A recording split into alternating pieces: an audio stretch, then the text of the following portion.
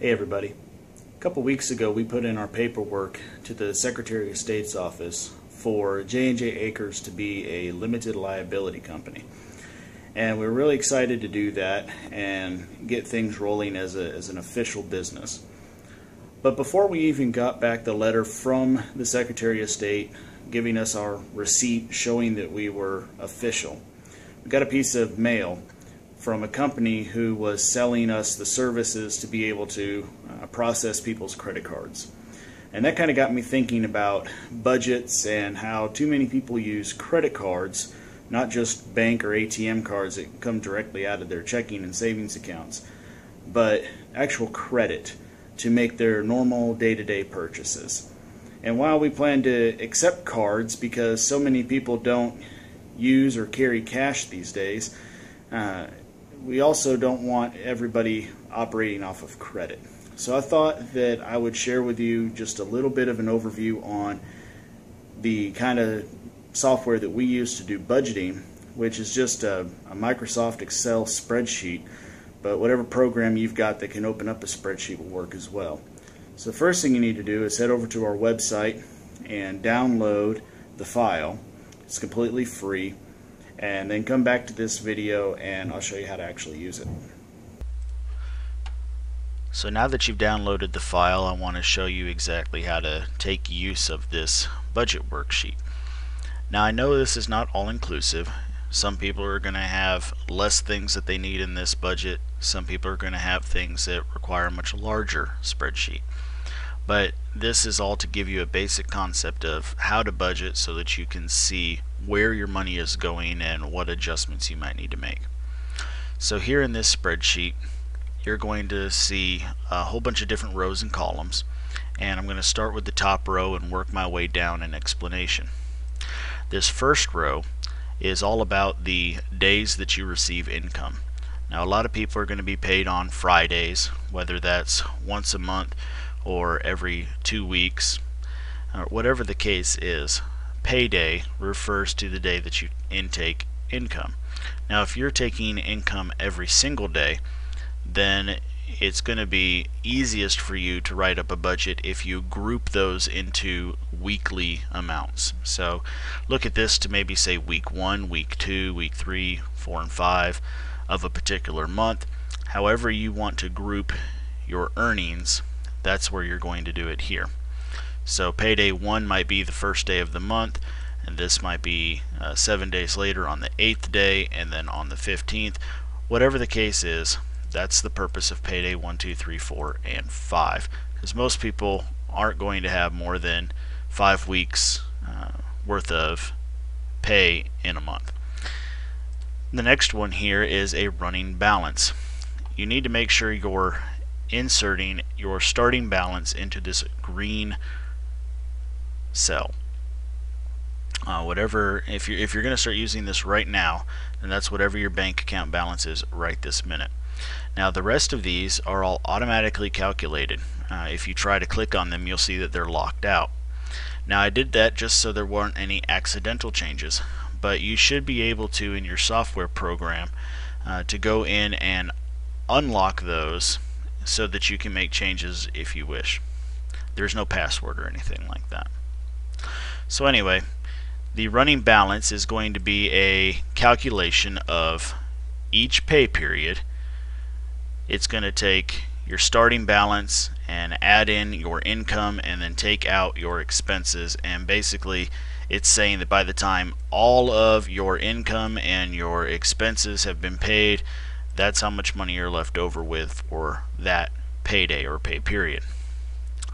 The next thing is a plus or minus, and that's telling you that for this particular pay period, you can kind of see the calculation here. You only took in $450, but you had $1,275 worth of expenses, so you actually spent $825 more than what your income is. Again, that is all automatically calculated, and it's just a way for you to sit there and say, wow, I spent more money than I made this month or this week. And for my personal budget, this first column always has a negative number because it's when my mortgage is due. So it's not necessarily that this being a negative number is a bad thing. It's a realization you have to have of making sure that your money available before the month starts is able to cover that. And we'll get more into that later. The next thing you're going to see are all the income lines. I don't know how many people you have in your home that produce income or how many sources of income that you have. So perhaps if it's just for yourself, maybe you have your regular job. Maybe you have a part-time job. Maybe you do some odds and ends that get you paid. And you want to separate all those out as different incomes because you get paid in different paydays for those. Whatever makes sense to you, the purpose of these is to keep track of different sources of income, which is different than the columns we talked about before because these were keeping track of when the income comes in. So if you have, in this case, my example here is just income 1 and income 2, they get paid every 2 weeks, but they're opposite. So maybe this is yourself and income 2 is your spouse, and your paydays happen to be offset, and so that's the way it looks. Total income is going to be automatically calculated. You don't have to do anything with that. Coming down to expenses. I arranged this in just the way it makes sense to me. The order that they are in makes no difference whatsoever. But I have mortgage and rent on the top here because it's my largest once a month income, or I'm sorry, expense. So here we are paying off our mortgage. I have savings listed because I believe that you should save something every single week. Even if all you can do is save $5, put it away. Just prove to yourself that you do have the ability to save money. Start small. Don't sit there and tell yourself that because you've got a large amount of money left over at the end of the month that you can save, $100 every paycheck. You're just setting yourself up for failure. Start off small, prove to yourself that you're doing it, and slowly increase it over time. Your food budget is a fairly important thing to have, so make sure you don't forget to include it in here. One little trick about a food budget: if you're running into a situation where you know you're going to eat out, but you're trying to budget saying that you never will, and you always get yourself busy, and then you find yourself spending $10 on lunch one day, and then a week later you're saying to yourself, well, I bought lunch last week, I don't know why I can't buy myself lunch this week, so you spend another $10 eating out. Don't let yourself get so discouraged that you're saying I'm never going to eat out again and put that dollar at zero. If you can do that, then more power to you, but more people than not are going to end up just falling into bad habits.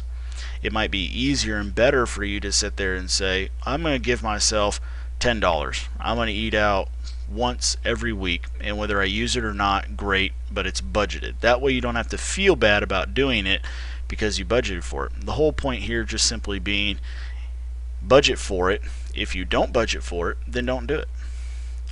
Fuel could be the gasoline you need to put in your vehicles, but also if you have to refuel every month for heating or cooking or any other reason, then I would put that in here. This is any kind of refueling that you're using and having to refill on a constant basis. If you only have to refill your fuel once every year, then we'll do that later.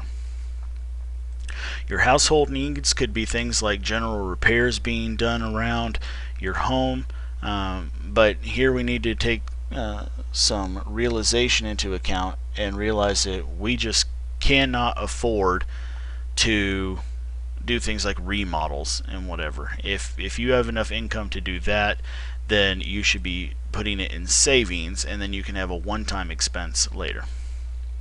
Utility bills are another place where you have an opportunity to trim back, because there's something that you're spending on utilities that you probably don't need to. Utilities are in large part a luxury. Whether you're paying for cable television or you're using more electricity than you need to be, there is probably somewhere that you can clip back a utility bill. Debts are going to be things like your car notes, your credit cards, or any other debts that you're trying to pay off. Annual bills is a place for you to be able to record things like payments that are only made on a 6-month or 1-year basis. So if you're not doing something like paying your car insurance every single month, if you instead pay that every other month or every 6 months, then I tend to put that type of information in here. Also things like your taxes for your property, your vehicle, and things like that would be under annual bills. This is an important thing because if you don't think about those ahead of time, you may think that your budget's well on track, and then all of a sudden 4 or 5 months down the line you go, oh no, I've got to make this big car insurance payment, and you forgot to budget for that, and then you're going to have to dip into your savings to find that money, and you run into the domino effect of, well, if I went into my savings for that, what else am I going to get out of my savings while I'm here? So make sure you're brainstorming and thinking about those things ahead of time. So that's what each of the different settings on here are for. And you can see I've kind of put in this 1 month example, and I put in a starting balance of $1,000 just for a starting point, but that can be that could be anything. Over here, after all the calculations are done, what we're seeing is that by the end of January we have $1,170. So we've actually got $170 more than what we had in at the beginning of January. So we've actually gone up in our value, what's in our bank account.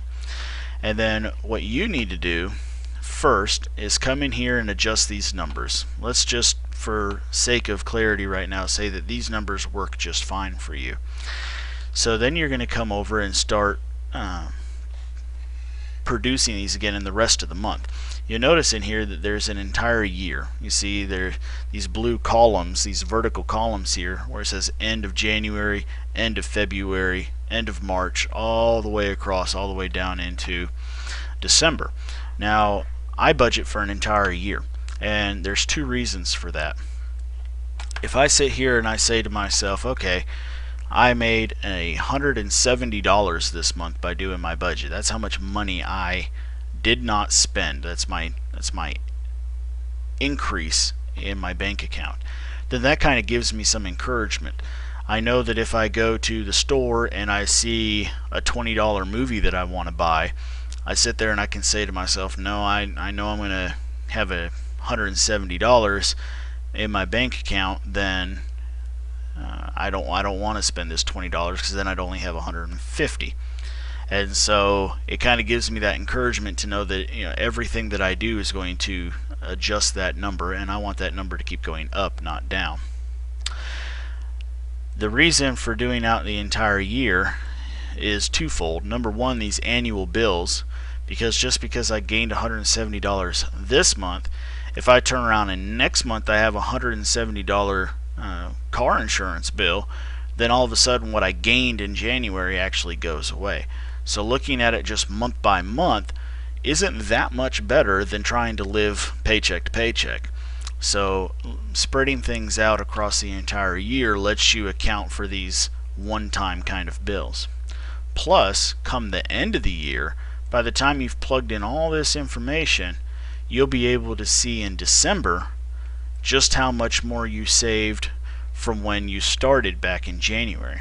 And that can really keep you on task, because if you can sit there and see that by the end of the year you're looking to gain $2,000 or $3,000 into your account, then that's a real motivation to say, I don't want to touch that. I want that to keep growing. I'm not going to buy these extra things.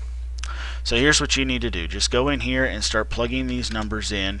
You just have to type in the numbers. You don't have to type in the $ symbol. And yes, you can copy and paste or whatever is easy for you. I'm just typing it in right now for to show it, but you could sit here and say, you know what, my entire month of January is the same as what I'm going to use in February. So you can just copy this entire block and paste it over here, and you can see it brings it all over. So whatever you're comfortable with. I know everybody's got a different comfort level on using something like Microsoft Excel, but you can see how this all goes in. So now look, in February again we've added $170 to our account, and now when we started with 1,000, now we're up to 1,340. But you know what, in February this is where I have to pay my car registration, and my car registration costs me $250. So now you can see I've actually dropped by $80 for over the course of the month. I've spent $80 more than I made for the entire month. But I haven't gone down below because I started with 1,000 and I'm at 1,090. So I hadn't gone below.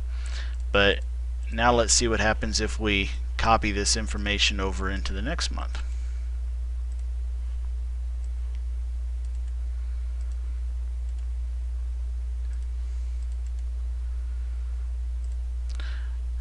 Now be careful when you copy and paste, because you see here came over our car insurance bill, but we don't need that, so we're just going to delete that back out. Now we can see our numbers are going back up. But you know what? Maybe all of a sudden I had a birthday and I went out and I celebrated a little more than I should, and I'm just going to go ahead and, since I don't have an entertainment or something like that, I'm just going to put in here that I spent $50 in debt because I went out and bought a birthday present for somebody. So those are the ways that you can kind of keep up with the incidentals.